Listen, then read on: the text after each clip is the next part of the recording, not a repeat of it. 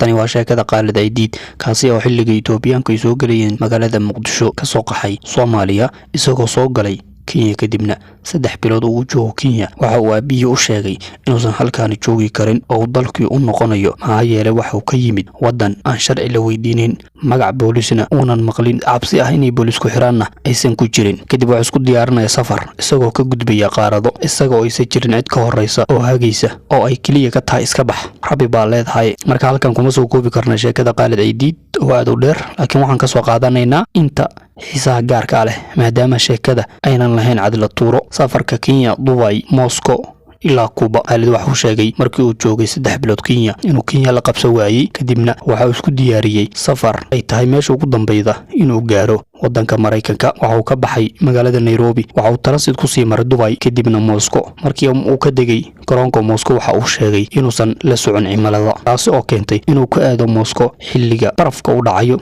isagoo kaliya wata shaati wax jaakada xitaa aynan ugu jirin boorsadiisa kadib intuu terminalka joogeen asaga iyo yar kale ayaa waxay arkeen wiil Soomaaliyeed markii sheekaysanaya wiilka waxa uu sheegay inuu halkaan ku sugnaa 2 bilood raashiyaankan ay ku yiraahdeen waa in timaada halkaani safaaradaada xilligaas Soomaaliya safaarad ma lahayn kadib waxa kaamirada ka arkaya booliskii garoonka wayna u imaanayaan iyagoo ka shakiyay 3 nin ee meesha jooga waxay sameynayaan way u yimaadeen ninkan oo hore u yaqaanin meesha joogi jiray yarkan kale Soomaaliga waxay ku yiraahdeen adinka maxaad ahaydeen waxay yiraahdaan waxaan u soconaa Kuba waxay yiraahdeen keena dukumentiyadeenna baasaboorradeena tikidadii iyo fiisihii bay siiyeen kadib way jeekimeen saxinihiin ogaadeen waxay yiraahdeen baasaboorradeena waxay idin soo celinayna markay diyaaraddu diyaar tahay markii diyaaraddu diyaar noqotay baasaboorradii iyo waxay wateen oo keeneen kadibna safarkooda ay sidaas ku bilaabeen oo diyaaradda ay raaceen waxayna ka tageen Kuba kadib garoonka Kuba ayaa la weydiiyay halkii u socdaan iyo meeshii ka yimaadeen waxay u sheegeen inay Soomaaliya ka yimaadeen in halkaan u yimaadeen fasax oo uu leeyahay waxaan ahaa arday iskoolkii baa la xiray marka halkaan fasax iyo dalxiis baan u imid qofkii wareysanayay immigration-ka joogaya waxa uu weydiinaya Soomaaliya halkii u taalo Khalid Ciid waxa uu sheegay in Soomaaliya tahay dal qani ah oo ku yaala Dubai iyo Sacuudiga dhexdooda kadib wuxuu leeyahay safar wanaagsan kadib magaalada ayuu sii galaya Khalid wuxuu sheegay inuu markaas u degay hotel halkii habeen lagu seexanayo $100 waxaana markaas isweydiiyeen $100 marka Soomaaliya joogna cid dhan baa biila jirtay ma hal habeen baan $100 bixinayna kimeel kale ma yaqaanaan danta ku qasabtay 2 habeen marka halkaas ku qaateen $100 ay bixiyeen waxay noqotay inay magaalada u baxaan oo ay raadiyaan dad kale ayagoo iska socda ay waxay arkeen yar Soomaali Djiboutiana oo halka jaamacad u jooga yarkii bay weydiiyeen wuxuu ku yiri waxaan garanayaa hal naag habeenkii $5 bad bixinayaan $5 waa wax yar sidii buu ku ogolaaday Khalid hotelkii bay degeen 10 habeen markii halkaas joogeen Soomaali is heleen kale ay go'aansadeen inay halkan ka baxaan waa la isweydiiyay asoo markaas wuxuu ku taliyay in dhanka xeebta laga gudbo oo Miami la aado kii macquul ma ahan baa la yiri kadib waxaa la ogaaday in Ecuador oo jaar la ah Kuba in diyaarad lagu tagi karo oo ka rabin wax fiisa sidato tikid le u goosan waa tagay sidii bay sameeyeen yar baa ka hormaray maalmo ka hor baxay yarkii baa hotel tagay oo Ecuador ku yaala oo Fiyaana la yiraahdo 2 maalin kadib Khalid baa baxaya waxa uu tagayaa Ecuador isagoo haysta magaca hotelka oo saaxiibkiis degan yahay laakiin ma oga in 2 Fiyaana ay jirto international Fiyaana iyo Fiyaana caadiya Khalid markii uu garoonka u yimaado yar darawal taxi ah oo madooba baa weydiinaya halka uu socdo wuxuu leeyahay waxaan u socdaa hotelka Fiyaana isla markii darawalka madowga wuxuu la soo boodaya international Fiyaana miya haabu Khalid leeyahay hotelkii baa la geenaya uu gaariga ku sii jiray ninkii madowga Spanish buu ku hadlaya dad buu sii wacaya kadib hotelka markay tageen laba kale oo madooba baa hotelka hor taagan wuxuu leeyahay waa ka hotelkii aad u lugay wuxuu leeyahay Khalid uu shaqeynaya in labada nin oo madowga oo ninkan sii ballamiyay darawalka ay doonayaan lacagta ka dhacaan labadii baa u yeeraya ninkaasna ugu yeeray wixii lacag ma la siinaha aydiisina igu yeeray ninka hotelka iskale ninkii loogu yeeray wiil yar oo dhalinyaro oo ninka hotelka iskale ugu dhalay baa u imaanaya Khalid boorsooyinkiisa wuxuu la soo degaya hotelkiisu aadaya ragii baa dhahaya nasi lacag wuxuu leeyahay waxaan siinayaa $20 ayleen $20 kama rabno waxaan nasida $200 waxa uu danuuli $200 ma bixinayo waxay isku dayayaan in ay ka dhacaan waxa uu sito kadibna waxa uu qaadanayaa wax meesha yaalay ragii buu baacinaya ragii waa cabsanayaan kadibna yarkii baa aabiis u yeeraya aabihii baa booliskii wacaya. markii raggaan arkay in booliskii la wacaya ay cararayaan, kadib waxaa la samaynayaa booliskii baa imaanaya, ninkii baa la wareysanaya. ninkii sidii saxda u sheegay waxa leeyahay raggaas waa naqaana, waxa leeyahay raggaas waa kuu qabanayna, anagaan xirayna. raggii baa lasoo qabanayaa, kadib Khalid baa lagu leeyahay raggii waa kuwan waa hayna, waana xabsigan dhigayna. marka waxaa la leeyahay haddaad diyaar u tahay ma raac raggaan xukumo. wuxuu leeyahay waxba kama rabo, haddaad idinku xiranaydaan waa gooni, laakiin aniga ma rabo, mana xiranayo. raggii sidii baa loogu wadaya hoteelkii buu degayaa. markii habeenkii u tagay wuu raadiyey meesha dee Soomaali ma ku jirta, uu weydiiyey receptionkii wax Soomaaliya meesha ma joogaan baa layidhi. kadib asagoo yaaban oo og inuu meel qaldan soo galay, uunan ogeyn laba fiyaan magaalada ka jirto, ayuu subaxii baxaya magaaladu soo waraya bal inuu Soomaali arko. wax Soomaali waa soo weynaya, galabta hoteelka isku soo noqonaya. isagoo hoteelka isku joogo qolkiisa aaday oo aad u daalan. waxaa maalintii ku xigtay wadankaasna imaanay yarkii kale Soomaaliga oo maalin ka dambeeyey. yarkii asagoo hoteelkii u yarkii kale oo saaxiibkooda ahaa kaga sii horreeyay ayuu toos u tagayaa. yarkii baa weydiinaya war ninkii Khalid uu soo tagay maad arkin miya? may ninkaas ismaan arkin. Khalid markuu meesha imaanaya wax taleefana ma sito, meel lagala xiriiro ma lahan. kadib labadoodii baa waxay leeyihiin bal aan raadino ninkii. hoteelkii marka deganayeen oo Fiyaana ayay receptionkiisa tagayaan. waxay leeyihiin Fiyaana kale miyaa jira? haa baa leeyahay, international Fiyaana baa jira. hoteelkii bay tagayaan, internationalka qaybta receptionka ay imaanayaan. waxaa la leeyahay yar Soomaaliya miyaa jira meesha jooga? haa bay leeyihiin. qolkii baa la wacaya lambarka taleefankii qolka Khalid ku jiray. taleefankii buu Khalid qabanaya. waxaa leeyahay saaxiibkaa baa meesha jooga. aad buu Khalid markaas u farxaya. waxa uu leeyahay waxay la mid tahay janno galay, maxaa yeelay waddan qariib ku tahay, luqada ka aqoon, luqadii aad aqoon, saaxiibadada aad kala lunteen. hadda markaas aad baad u farxay. raggii meesha isku helayaan, hoteelkii kale bay tagayaan. maalmo markii la joogo Soomaali kale la helay, 20 Soomaaliya la helay baa la qorsheynaya in laga tago Ecuador oo halka iyo Colombia la aado. Colombia baa safar loo galayaa oo taxi la raacayo oo maqal isku wadayo. Colombia bay sida ku galeen. Colombia markii galeen bay dalxiisayaal iska dhigayaan saan looga dareemin. meelaha dadka caadiga tagaan bay tagayaan. halkaasna waxaa jooga gaangiska ugu waaweyn. marka ayagu gaangis sidoodii bay u dhaqmayaan. kalaabiyadii baa la tagayaa. meelihii keliya dee hilib doofaar baan la cunayn, qamradii baan la cabayn. wixii waa la gadanaya laakiin lama cabayo saan looga dareemin. gabar baa u imaanayda meel kalaab uu ka shaqeeya. wixii bay u keenay waa meeqantii ka badan buu siinayaa. way yaabee see camal maxaa waaye $100 ay siinaydo. wuxuu leeyahay adaa iskale. aad banaad ugu farxee. marka dad qof kasta ay arkaan asaas bay u dhaqmayaan. meesha wax yar ka filanaya qof walba wax weyn bay siinayaan si aysan looga dareemin inay yihiin dad muhaajiriin loo malayo inay yihiin dad dalxiis meesha ku yimid, halka ay Amerika ka yimid. wuxuu leeyahay meesha intaan Colombia joognay waxaan aragnay Ethiopian badan. wuxuu leeyahay Colombiankii aad bay Soomaalidu u jecel yihiin, maxaa yeelay waa dad lacag bixinaya. mar walba oo Ethiopian arkaan waxay leeyihiin Soomaali. qofka Ethiopian aad buu u xanaaqaya. wuxuu leeyahay maxaa dadkan Soomaalida bis jeclaan kana jeclaan maxay ahaayeen? wuxuu leeyahay Ethiopianku dad lacag bixinaya maahan, laakiin Soomaalida mar walba waa dad lacag bixinaya oo qofkii intii uu ka filanayay maahan ka badan siinaya. saas bay ku jeclaadeen qof walba Soomaaliya soo dhaweeyeen bay jecelihiin. haddana safarkii kale bay qorsheynayaan lagu gaari lahaa Panama. Panama xuduudii kale ka adag tahay sidii hore maahan, wadan sahal lagu geli karo maahan. magaaladii joogeen bay ka tageen magaalo kale bay tageen. nin gaangisa markaa meesha joogo oo 4 kale waardiyeynayda bay u tageen. ninkii baa dhahaya waan idin gudbinaya lacag bixiya. lacag markaas wuxuu sheegayaa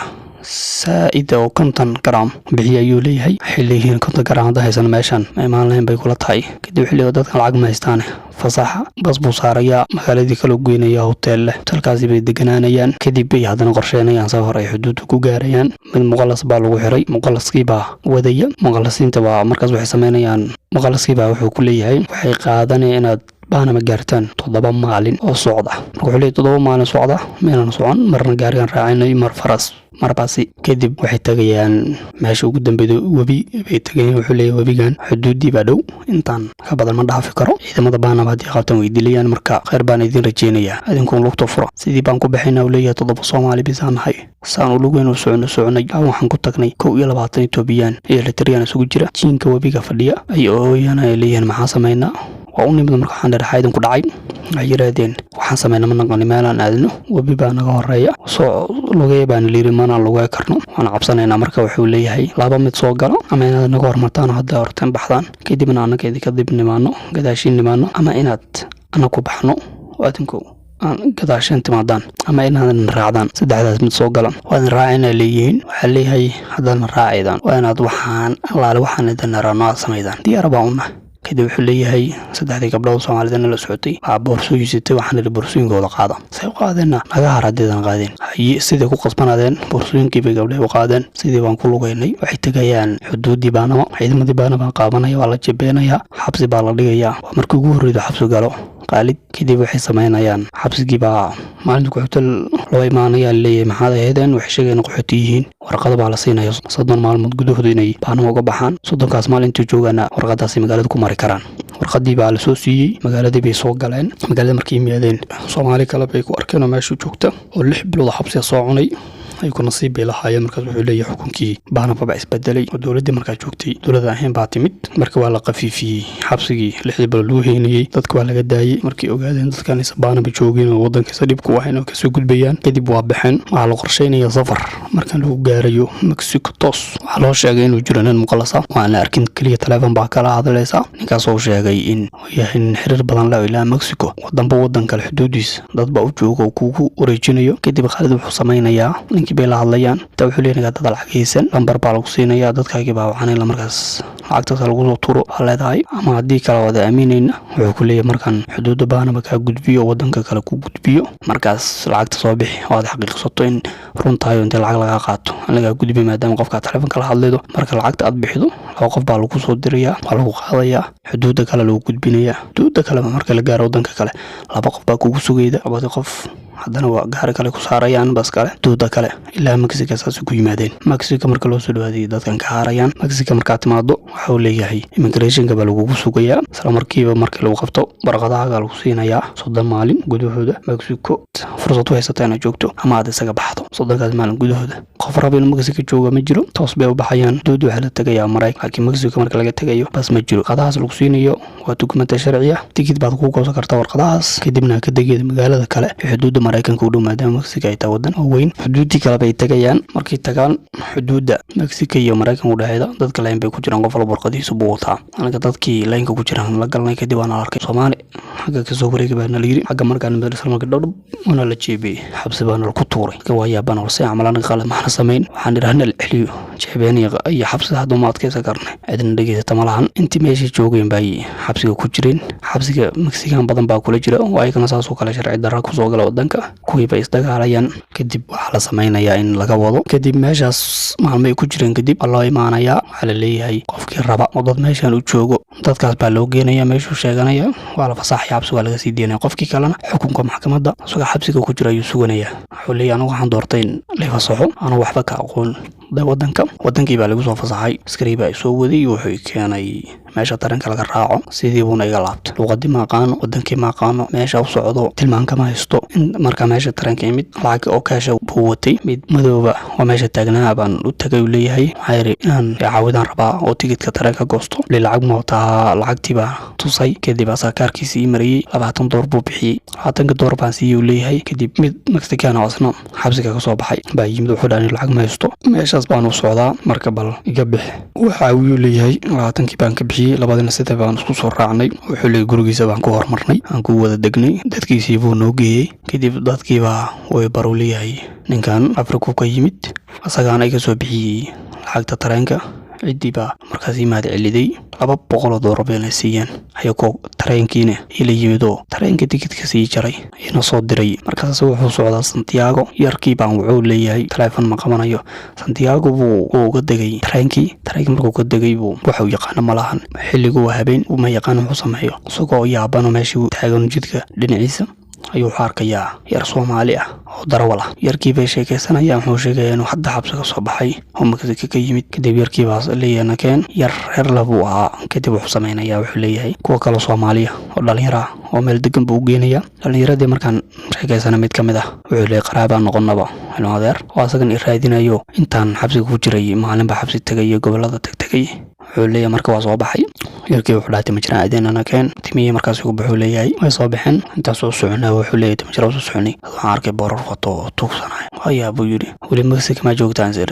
ma qaldan maxaa dadkan tuugsanaya maraykan ma joogtid soo yaabano islaahay mata maraykan miyaa laga tuugsanaya yarkii baan weydiiyey la socday wuxuu leeyahay meeshaan dada shaqaysan sidaan waa tuugsan qof alaala qofku meeshuu isdhigo u meeshan yaala cidka naxidoo kaa taxdareeda ma laha dadku meeshan wada taajirin maahan taa shaqaysato waa badbaad haddii kale homeless baad noqon darbijiif wali intaan meesha aan timajaraha ku jirnay yar Soomaali baa imaanaya walaahi sigariga xatii baan soo leeyahay kadibna waa weydiiyay sheekaysanay meeqasana wadanka joogto 20 sano iyo 20 sano joogta sigaar baan weydiinay waaya buu leeyahay yarkii baa ugu yiri baasan meesha nolosha ka dhacdo ma shaqaysato noqoto waa tuugsan 2 bilood meesha joog kadib Missouri buu soo aaday meesha uu socday qaraabadiisa deganeed Missouri ayaanu joogay kadib soo tusaaday maraykanka waxa uu joogay 4 sano oo ka xamaalanayay kadib 4 sano kadib waxa soo dhacday in reject la siiyay oo loo diiday maraykanka kadib sidii uu ku imaanay xadka Canada baa soo dhaweynayda maanta Canada uu degan yahay marka sheekadan waa sheeko aad u qurux badan oo qaalad ka sheekeynayo dhibkii iyo rafaadku soo maray sugan xalaba ka aqoonin qatar u bareeray waayo aragnimadiisana uu nala wadaagay marka muuqaalkan waxaan kugula talinayaa dad luqad Ingiriiska taqaano si aad u hesho sheekadan oo dhameystiran oo si qurux badan oo qaalad uga sheekeynayo ku daawo waad fahmi haddaad Ingiriiska wax ka garanayso